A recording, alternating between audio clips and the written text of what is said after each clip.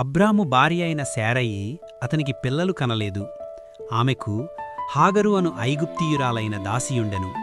కాగా శారయి, ఇదిగో నేను పిల్లలు కనకుండా యెహోవా చేసియున్నాడు. నీవు దయచేసి నా దాసితో పొమ్ము, ఒకవేళ ఆమె వలన నాకు సంతానము కలుగవచ్చునని అబ్రాముతో చెప్పెను. అబ్రాము శారయి మాట వినెను. కాబట్టి అబ్రాము కనాను దేశములో 10 ఏండ్లు కాపురమున్న తరువాత అబ్రాము భార్య అయిన శారయి తన దాసి అయిన హాగరను ఐగుప్తీయురాలిని తీసుకొని తన పెనిమిటి అయిన అబ్రామునకు భార్యగా ఉండునట్లు అతనికిచ్చెను. అతడు హాగరుతో పోయినప్పుడు అది గర్భవతి ఆయెను. అది తాను గర్భవతినైతినని తెలుసుకొనినప్పుడు దాని యజమానురాలు దాని దృష్టికి నీచమైనదాయెను. అప్పుడు శారయి, నా ఉసురు నీకు తగులును, నేనే నా దాసిని నీ కౌగిటికిచ్చిన తరువాత తాను గర్భవతినైతినని తెలుసుకొనినప్పుడు నేను దాని దృష్టికి నీచమైన దాననైతిని. నాకును నీకును యెహోవా న్యాయము తీర్చునుగాక అని అబ్రాముతో చెప్పెను.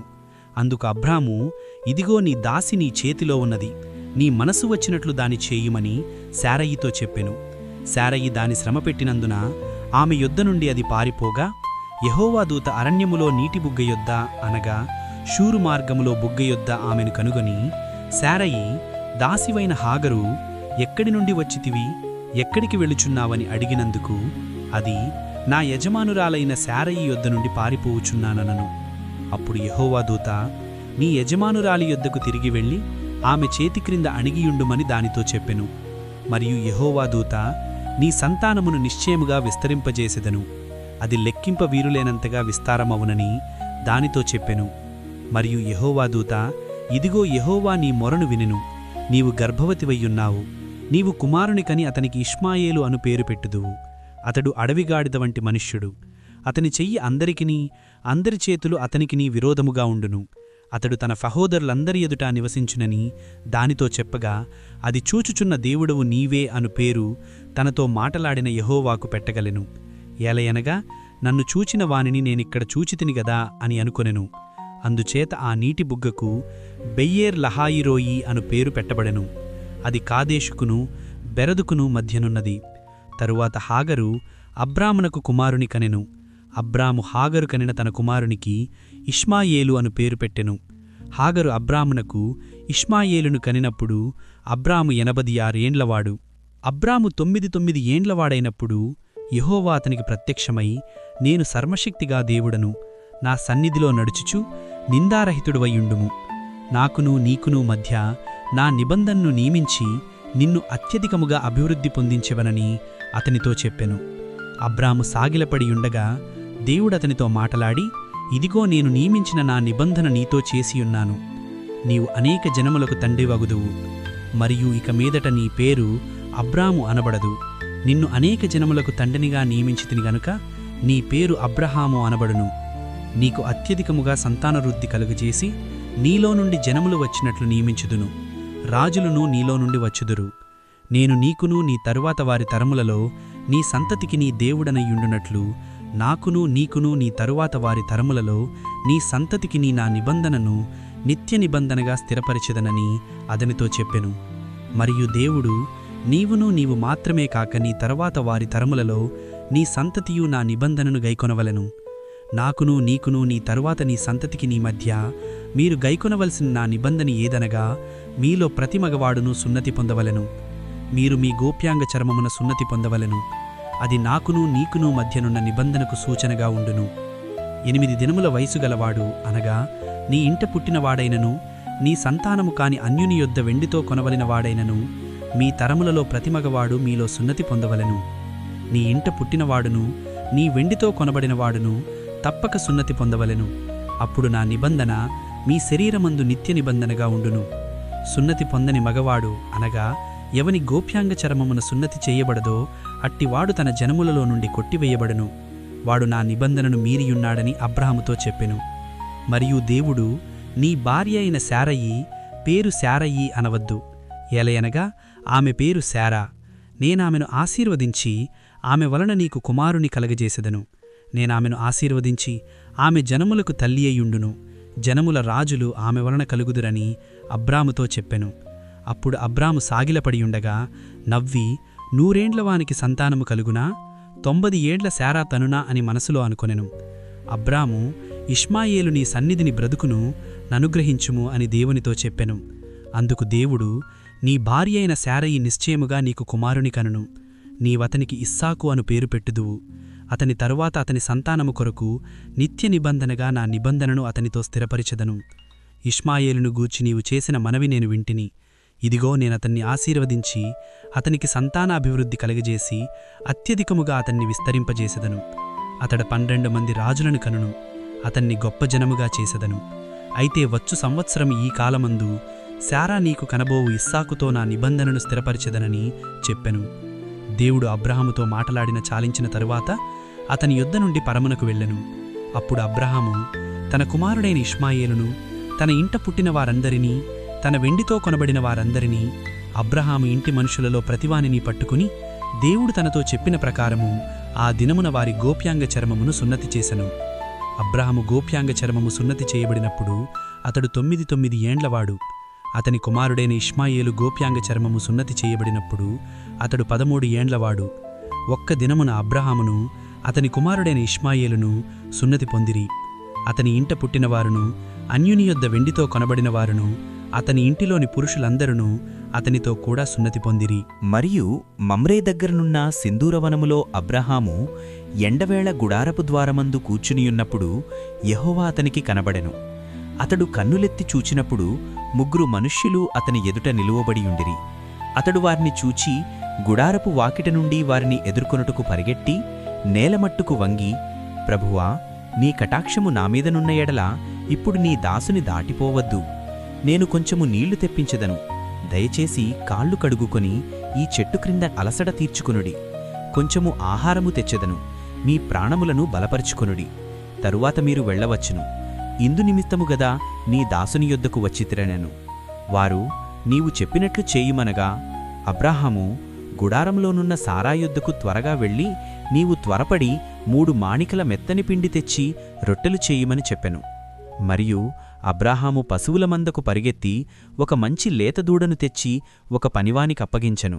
వాడు దాన్ని త్వరగా సిద్ధపరిచెను. తరువాత అతడు వెన్నను, పాలను, తాను సిద్ధము చేయించిన దూడనూ తెచ్చి వారి ఎదుట పెట్టి, వారు భోజనము చేయుచుండగా వారి యొద్ద ఆ చెట్టు క్రింద నిలుచుండెను. వారతనితో, నీ భార్య అయిన సారా ఎక్కడనున్నది అని అడుగుగా అతడు, అదిగో గుడారములోనున్నది అని చెప్పెను. అందుకాయన, మీదిటికి ఈ కాలమున నీ యొద్దకు నిశ్చయముగా మరలవచ్చెదను. అప్పుడు నీ భార్య అయిన సారాకు ఒక కుమారుడు కలుగుననెను. సారా భయపడి నేను నవ్వలేదని చెప్పగా ఆయన, అవును, నీవు నవ్వితివనెను. అప్పుడా మనుష్యులక్కడి నుండి లేచి సొదొము తట్టు చూచిరి. అబ్రహాము వారిని సాగనంపుటకు వారితో కూడా వెళ్ళెను. అప్పుడు యెహోవా, నేను చేయబోవు కార్యము అబ్రాహామునకు దాచెదనా? అబ్రాహాము నిశ్చయముగా బలముగల గొప్ప జనమగును. అతని మూలముగా భూమిలోని సమస్త జనములను ఆశీర్వదింపబడును. ఎట్లనగా యెహోవా అబ్రాహామును గూర్చి చెప్పినది అతనికి కలుగజేయునట్లు తన తరువాత తన పిల్లలను, తన ఇంటివారును నీతిన్యాయములు జరిగించుచు యెహోవా మార్గమును గైకొనుటకు అతడు వారికాజ్ఞాపించినట్లు నేనతన్ని ఎరిగియున్నాననను. మరియు యెహోవా సొదొము గొమొర్రాలను గూర్చిన మొర గొప్పది గనుకను, వాటి పాపము బహుభారమైనది గనుకను, నేను దిగిపోయి నా యొద్దకు వచ్చిన ఆ మొర చొప్పుననే వారు సంపూర్ణముగా చేసిరో లేదో చూచెదను. చేయని ఎడలా నేను తెలిసికొందుననెను. ఆ మనుష్యులక్కడ నుండి తిరిగి సొదొమవైపుగా వెళ్ళిరి. అబ్రాహాము ఇంక యెహోవా సన్నిధిని నిలిచుండెను. అప్పుడు అబ్రాహాము సమీపించి ఇట్లనెను, దుష్టులతో కూడా నీతిమంతులను నాశనము చేయుదువా? ఆ పట్టణంలో ఏవేళ 50 మంది నీతిమంతులుండిన ఎడల దానిలోనున్న 50 మంది నీతిమంతుల నిమిత్తము ఆ స్థలమును నాశనము చేయక కాయవా? ఆ చొప్పున చేసి దుష్టులతో కూడా నీతిమంతుల్ని చంపుట నీకు దూరమవుగాక. నీతిమంతుణ్ణి దుష్టునితో సమముగా ఎంచుట నీకు దూరమవుగాక. సర్వలోకమునకు తీర్పు తీర్చువాడు న్యాయము చేయడా అని చెప్పినప్పుడు యెహోవా, సొదొమ పట్టణంలో 50 మంది నీతిమంతులు నాకు కనబడిన ఎడల వారిని బట్టి ఆ స్థలమంతటినీ కాయుదుననెను. అందుకబ్రాహాము, ఇదిగో ధూళియు బూడిదయునైన నేను ప్రభువుతో మాటలాడ తెగించుచున్నాను. 50 మంది నీతిమంతులలో ఒకవేళ 5 తక్కువైతే 5 తక్కువైనందున ఆ పట్టణమంతయు నాశనము చేయుదువా అని మరలా అడిగెను. అందుకాయన, అక్కడ 45 మంది నాకు కనబడిన ఎడల నాశనము చెయ్యననెను. అతడు ఇంకా ఆయనతో మాటలాడుచు, ఒకవేళ అక్కడ 40 మందే కనబడుదురేమో అనినప్పుడు ఆయన ఆ 40 మందిని బట్టి నాశనము చేయకయుందుననెను. అతడు ప్రభువు కోపపడని ఎడల నేనింకొకమారు మాటలాడెదను. ఒకవేళ అక్కడ 30 మందే కనబడుదురేమో అనినప్పుడు ఆయన అక్కడ 30 మంది నాకు కనబడిన ఎడల నాశనము చేయకయుందుననెను. అందుకతడు ఇదిగో ప్రభువుతో మాటలాడ తెగించుచున్నాను. ఒకవేళ అక్కడ 20 మంది కనబడుదురేమో అనినప్పుడు ఆయన ఆ 20 మందిని బట్టి నాశనము చేయకయుందుననెను. అతడు ప్రభువు కోపపడని ఎడల నేనింకొకమారు మాటలాడెదను. ఒకవేళ అక్కడ 10 మందే కనబడుదురేమో అనినప్పుడు ఆయన ఆ 10 మందిని బట్టి నాశనము చేయకయుందుననెను. యెహోవా అబ్రహాముతో మాటలాడిట చాలపడి వెళ్ళిపోయెను. అబ్రహాము తన ఇంటికి తిరిగి వెళ్ళెను. సాయంకాలమందు ఆ ఇద్దరు దేవదూతలు సొదమ చేరునప్పటికీ లోతు సొదమ గవిని యొద్ద కూర్చుండియుండెను. లోతు వారిని చూచి వారిని ఎదుర్కొనుటకు లేచి సాష్టాంగ నమస్కారము చేసి, నా ప్రభువులారా, దయచేసి మీ దాసిని ఇంటికి వచ్చి రాత్రి వెళ్లబుచ్చి కాళ్ళు కడుగుకొనుడి. మీరు పెందలకడ లేచి మీ త్రోవను వెళ్లవచ్చుననెను. అందుకు వారు, అలాగు కాదు, నడివీధిలో రాత్రి అయినను అతడు మిక్కిలి బలవంతము చేసినప్పుడు వారు అతని తట్టు తిరిగి అతని ఇంట ప్రవేశించిరి. అతడు వారికి విందు చేసి పొంగని రొట్టెలు కాల్చగా వారు భోజనము చేసిరి. వారు పండుకొనక ముందే ఆ పట్టణస్థులు అనగా సొదమ మనుష్యులు, బాలురును, వృద్ధులను, ప్రజలందరూ నలుదిక్కుల నుండి కూడివచ్చి ఆ ఇల్లు చుట్టవేసి లోతుని పిలిచి, ఈ రాత్రి నీ యొద్దకు వచ్చిన మనుషులెక్కడా? మేము వారిని కూడునట్లు మా యొద్దకు వారిని వెలుపలికి తీసుకుని రమ్మని అతనితో చెప్పగా, లోతు వెలుపల ద్వారమునద్దరున్న వారి దగ్గరకు వెళ్ళి తన వెనుక తలుపు వేసి, అన్నలారా, ఇంత పాతకము కట్టుకొనకుడి. ఇదిగో పురుషుని కూడని 2 కుమార్తెలు నాకున్నారు. సెలవైతే వారిని మీ యొద్దకు వెలుపలికి తీసుకుని వచ్చెదను. వారిని మీ మనసు వచ్చినట్లు చేయుడి. ఈ మనుష్యులు నా ఇంటి నీడకు వచ్చియున్నారు గనుక వారిని మీరు ఏమీ చేయకూడదని చెప్పినప్పుడు వారు, నీవు అవతలికి పొమ్మనిరి. మరియు వారు, వీడెవడో మనలోనికి పరదేశిగా వచ్చి తీర్పరిగా నుండ చూచుచున్నాడు కాగా వారికంటే నీకు ఎక్కువ కీడు చేసదమని చెప్పి లోతు అను ఆ మనుషుని మీద దొమ్మిగా పడి తలుపు పగలగొట్టుటకు సమీపించిరి. అయితే ఆ మనుషులు తమ చేతులు చాపి లోతును ఇంటి లోపలికి తమ యొద్దకు తీసుకుని తలుపు వేసిరి. అప్పుడా మనుషులు పిన్నలు మొదలుకొని పెద్దల వరకు ఆ ఇంటి ద్వారము దగ్గరనున్న వారికి కనుమబ్బు కలుగజేయగా వారు ద్వారము కనుగొనలేక విసిగిరి. అప్పుడా మనుష్యులు లోతుతో, ఇక్కడ నీకు మరి ఎవరున్నారు? నీ అల్లుని, నీ కుమారులను, నీ కుమార్తెలను, ఈ ఊరిలో నీకు కలిగిన వారినందర్నీ వెలుపలికి తీసుకుని రమ్మని చెప్పగా, మేము ఈ చోటు నాశనము చేయవచ్చితిమి. వారిని గూర్చిన మొర యెహోవా సన్నిధిలో గొప్పదాయెను గనుక దాని నాశనము చేయుటకు యెహోవా మమ్మును పంపెనని చెప్పగా, లోతు బయటికి వెళ్ళి తన కుమార్తెలను పెండ్లాడనయ్యున్న తన అల్లుళ్లతో మాటలాడి, లేండి, ఈ చోటు విడిచిపెట్టి రండి, యెహోవా ఈ పట్టణమును నాశనము చేయబోచున్నాడు అని చెప్పెను. అయితే అతడు తన అల్లుళ్ల దృష్టికి ఎగతాళి చేయువానివలెయుండెను. తెల్లవారినప్పుడు ఆ దూతలు లోతును త్వరపెట్టి, లెమ్ము, ఈ ఊరి దోషశిక్షలో నశించిపోకుండా నీ భార్యను, ఇక్కడనున్న నీ 2 కుమార్తెలను తీసుకుని రమ్మని చెప్పిరి. అయితే అతడు తడవు చేసెను. అప్పుడతని మీద యెహోవా కనికరపడుట వలన ఆ మనుష్యులు అతని చేతిని, అతని భార్య చేతిని, అతని 2 కుమార్తెల చేతులను పట్టుకొని వెలుపలికి తీసుకొని వచ్చి ఆ ఊరు వెలుపలికి విడిచిపెట్టిరి. ఆ దూతలు వారిని వెలుపలికి తీసుకుని వచ్చిన తరువాత ఆయన, నీ ప్రాణమును దక్కించుకొనున్నట్లు పారిపొమ్ము, నీ వెలుక చూడకము, ఈ మైదానములో ఎక్కడనూ నిలువకము, నీవు నశించిపోకుండా ఆ పర్వతమునకు పారిపొమ్మని చెప్పగా, లోతు, ప్రభువా, అలాగు కాదు, ఇదిగో నీ కటాక్షము నీ దాసుని మీద వచ్చినది. నా ప్రాణము రక్షించుట వలన నీవు నా ఎడ్ల కనపరిచిన నీ కృపను ఘనపరిచితిని. నేను ఆ పర్వతమునకు తప్పించుకొని పోలేను. ఈ కీడు నాకు సంభవించి చచ్చిపోదునేమో. ఇదిగో పారిపోవుటకు ఈ ఊరు సమీపంలో ఉన్నది, అది చిన్నది, నేను అక్కడికి తప్పించుకొని పోనిమ్ము. అది చిన్నది గదా, నేను బ్రతుకుదునని చెప్పినప్పుడు ఆయన, ఇదిగో నీవు చెప్పిన ఈ ఊరు నాశనము చేయను. ఈ విషయములో నీ మనవి అంగీకరించితిని.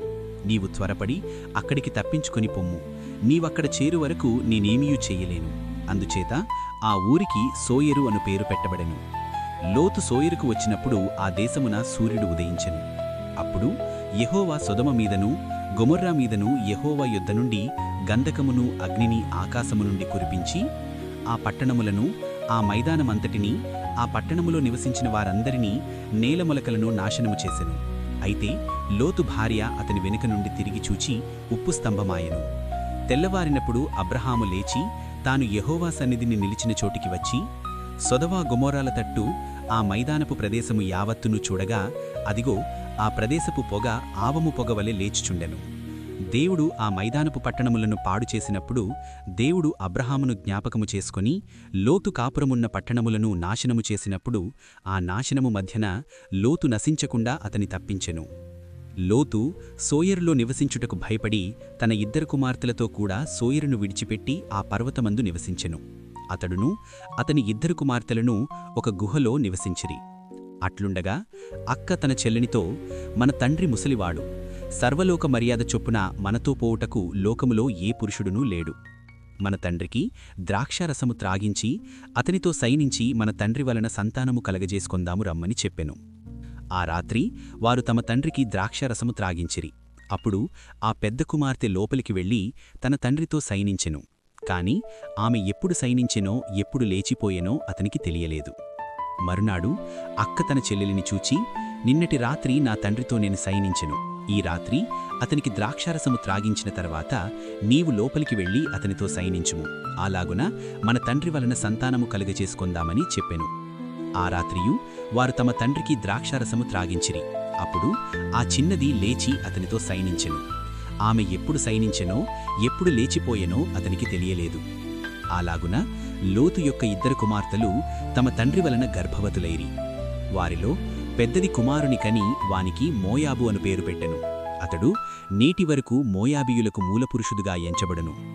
చిన్నది కూడా కుమారుని కని వానికి బెన్నమ్మి అను పేరు పెట్టెను. అతడు నేటి వరకు అమ్మోనీయులకు మూలపురుషుడుగా ఎంచబడును. అక్కడి నుండి అబ్రహాము దక్షిణ దేశమునకు తరలిపోయి కాదేశుకును షూరుకును మధ్యప్రదేశములో నివసించి గెరారులో కొన్నాళ్లుండెను. అప్పుడు అబ్రహాము తన భార్య అయిన శారాను గూర్చి ఈమె నా చెల్లెలని చెప్పెను. గనుక గెరారు రాజైన అబీమెలకు శారాను పిలిపించి తన ఇంట చేర్చుకునెను. ఆయనను రాత్రివేళ దేవుడు స్వప్నమందు అబీమెలకు నొద్దకు వచ్చి, నీవు నీ ఇంట చేర్చుకునిన స్త్రీ ఒక పురుషునికి భార్య గనుక ఆమె నిమిత్తము నీవు చచ్చినవాడవు సుమా అని చెప్పెను. అయితే అబీమెలకు ఆమెతో పోలేదు గనుక అతడు, ప్రభువా, ఇట్టి నీతిగల జనమును హతము చేయుదువా? ఈమె నా చెల్లెలని అతడు నాతో చెప్పలేదా? మరియు ఆమె కూడా అతడు నా అన్న అనెను. నేను చేతులతో ఏ దోషమూ చేయక యథార్థ హృదయముతో ఈ పని చేస్తుననెను. అందుకు దేవుడు, అవును, యథార్థ హృదయముతో దీని చేస్తువని నేనెరుగుదును. మరియు నీవు నాకు విరోధముగా పాపము చేయకుండా నేను నిన్ను అడ్డగించితిని. అందుకే నేను నిన్ను కాబట్టి ఆ మనుష్యుని భార్యను తిరిగి అతనికి అప్పగించుము. అతడు ప్రవక్త, అతడు నీ కొరకు ప్రార్థన చేయును, నీవు బ్రతుకుదువు. నీవు ఆమెను అతనికి అప్పగించిన ఎడల నీవును నీ వారందరూ నిశ్చయముగా చచ్చెదరని తెలుసుకొనుమని స్వప్నమందు అతనితో చెప్పెను. తెల్లవారినప్పుడు అబీమెలకు లేచి తన సేవకులందరినీ పిలిపించి ఈ సంగతులన్నీయూ వారికి వినిపించినప్పుడు ఆ మనుష్యులు మిగుల భయపడిరి. అబీమెలకు అబ్రహామును పిలిపించి, నీవు మాకు చేసిన పనేమిటి? నీవు నా మీదికిని నా రాజ్యము మీదికిని మహాపాతకము తెప్పించినట్లు నేను నీ ఎడల చేసిన పాపమేమిటి? చేయరాని మరియు అబీమెలకు, నీవేమి చూచి ఈ కార్యము చేస్తివని అబ్రహామునడుగగా అబ్రహాము, ఈ స్థలమందు దేవుని భయము ఏమాత్రమూ లేదు గనక నా భార్య నిమిత్తము నన్ను చంపుదురనుకొని చేస్తిని. అంతేకాక ఆమె నా చెల్లెలను మాట నిజమే. ఆమె నా తండ్రి కుమార్తె గాని నా తల్లి కుమార్తె కాదు. ఆమె నాకు భార్య అయినది. దేవుడు నన్ను నా తండ్రి ఇల్లు విడిచి దేశాంతరము పోవునట్లు చేసినప్పుడు నేను ఆమెను చూచి, మనము పోవు ప్రతి స్థలమందు ఇతడు నా సహోదరుడని నన్ను గూర్చి చెప్పుము. నీవు నాకు చేయవలసిన ఉపకారమిదే అని చెప్పితిన నేను.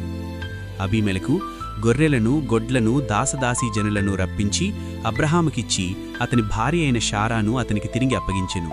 అప్పుడు అబీమెలకు, ఇదిగో నా దేశము నీ ఎదుటనున్నది, నీకిష్టమైన స్థలమందు కాపురముండుమనెను. మరియు అతడు శారాతో, ఇదిగో నీ అన్నకు నేను 1000 రూపాయలిచ్చియున్నాను. ఇది నీ యొద్దనున్న వారందరి దృష్టికి ప్రాయశ్చిత్తముగా నుండుటికై ఇది నీ పక్షముగా ఇచ్చియున్నాను. ఈ విషయమంతటిలో నీకు న్యాయము తీరిపోయినదనెను.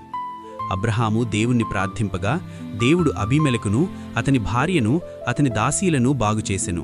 వారు పిల్లలు కనిరి. ఏలయనగా అబ్రహాము భార్య అయిన శారాను బట్టి దేవుడు అబీమెలకు ఇంటిలో ప్రతి గర్భమును మూసియుండెను. ప్రియమైన సహోదరులారా, ఇప్పటివరకు మనం ఆదికాండం 16 నుండి 20 అధ్యాయాల వరకు దేవుని మాటలను విన్నాము. ఈ ప్రయాణంలో మనం అబ్రహాము, శారమ్మ, హాగరు మరియు లోతు జీవితాలను గమనిస్తే మనకు ఒక విషయం స్పష్టంగా అర్థమవుతుంది. మనం తడబడవచ్చు, కానీ దేవుడు తన వాగ్దానాన్ని నెరవేర్చడంలో ఎప్పటికీ వెనకడుగు వేయడు. మన జీవితాల్లో కూడా కొన్నిసార్లు ప్రార్థనకు జవాబు ఆలస్యమవుతున్నప్పుడు హాగరులాగా నిరాశ చెందవచ్చు, లేదా అబ్రహాములాగా సొంత నిర్ణయాలు తీసుకోవచ్చు. కానీ గుర్తుంచుకోండి, చీకటి ఎంత దట్టంగా ఉన్నా ఉదయం సూర్యుడు రాకమానదు. దేవుడు మీతో చేసిన వాగ్దానాన్ని ఆయన ఖచ్చితంగా నెరవేరుస్తారు. మీరు చేయాల్సిందల్లా ఆయన మీద నమ్మకం ఉంచడమే. ఈ వాక్యాలు మీ హృదయాల్లో ధైర్యాన్ని, నిరీక్షణను నింపుతాయని నేను ఆశిస్తున్నాను. ఈ ఆడియో మీకు నచ్చినట్లయితే లైక్ చేయండి. మీ ఒక్క లైక్ మరికొంతమందికి ఈ వాక్యం చేరడానికి సహాయపడుతుంది. సబ్స్క్రైబ్ చేసుకోండి. ఇలాంటి మరిన్ని ఆత్మీయ సందేశాల కోసం మన ఛానల్ని ఇప్పుడే సబ్స్క్రైబ్ చేసుకోండి. షేర్ చేయండి. ఈ అధ్యాయాల్లో మీకు బాగా నచ్చిన మాట ఏమిటో కింద కమెంట్ చేయండి. మరియు మీ స్నేహితులకు, బంధువులకు ఈ వీడియోను షేర్ చేసి వారికి తోడ్పడండి. దేవుడు మిమ్మల్ని దీవించుగాక. ఆమెన్.